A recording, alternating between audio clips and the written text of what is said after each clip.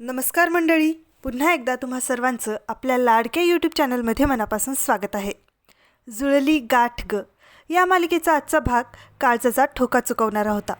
धैर्य त्याच्या कारमध्ये कुठेतरी जात असतो तेव्हा एक व्यक्ती त्याला कॉल करून सांगतो की सर, तुमच्या शाळेच्या नव्या प्रोजेक्टसाठी तुम्हाला जागा पाहायला सांगितली होती, तशी एका ठिकाणी मिळाली आहे, तुम्ही एकदा पाहून जाता का?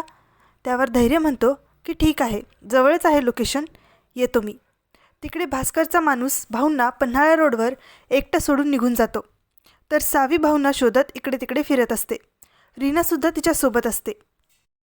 भास्कर एका ट्रकवाल्याला भाऊंचा ॲक्सिडेंट करण्यासाठी पाठवतो. वाटेल ते झालं तरी तो भाऊराव आज वाचला नाही पाहिजे असं सांगतो. आता धैर्यसुद्धा त्याच रस्त्यावर पोहोचतो, पण समोर भाऊंना पाहून तो कार थांबवतो आणि सावीलासुद्धा कळतं की भाऊ या रस्त्याकडे आलेत, त्यामुळे ती रीनाबरोबर तिकडेच निघते. इकडे धैर्याला आठवतं की सकाळी सावी भाऊंसाठी खूप काळजीत होती. तो कारमधून बाहेर उतरतो, पण त्याला कळत नसतं की भाऊंकडे जावं का नाही. तितक्यात भाऊंचंच लक्ष त्याच्याकडे जातं आणि ते खूप रागाने धैर्याकडे बघायला लागतात. तेव्हा त्यांची रागीट नजर पाहून धैर्य मनात म्हणतो, वेड लागलंय तरी माज गेला नाही म्हाताऱ्याचा, आणि कारमध्ये बसून निघतो. धैर्य तिथे आल्याचं ट्रक ड्रायव्हरने भास्करला कळवलेलं असतं, म्हणून तो घरी खूप टेन्शनमध्ये बसलेला असतो.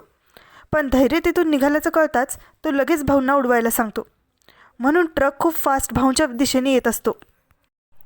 ते धैर्यला त्याच्या कारच्या साईड मिररमध्ये दिसतं. तो लगेच गडबडीने फास्टमध्ये कार रिव्हर्समध्ये घेतो. भाऊंना काही होऊ नये म्हणून तो त्यांना हाका मारत धावत येऊन त्यांना ट्रक समोरून बाजूला ढकलतो, पण ट्रकची धडक त्यालाच लागते. हे सगळं सावी आणि रीना समोर घडतं. भाऊ तर ठीक असतात, पण धैर्यला खूप लागलेलं असतं. सावी रीना त्याला दवाखान्यात नेण्यासाठी मदत शोधत असतात, पण कोणीही थांबत नसतं. तर इकडे घरी भास्कर विलास दामिनीला सांगतात की भाऊंच्या जागी धैर्याचाच ॲक्सिडेंट झाला आहे. तेव्हा तिला चक्कर येते आणि दोन्ही वहिनींनासुद्धा हे सगळं कळतं. तिकडे कोणाचीही मदत मिळत नाही, म्हणून सावी लोटगाड्यावर टाकून धैर्याला हॉस्पिटलमध्ये घेऊन जाते. इकडं रीना भाऊंना घरी घेऊन जाते आणि धैर्याच्या ॲक्सिडेंटबद्दल सांगते.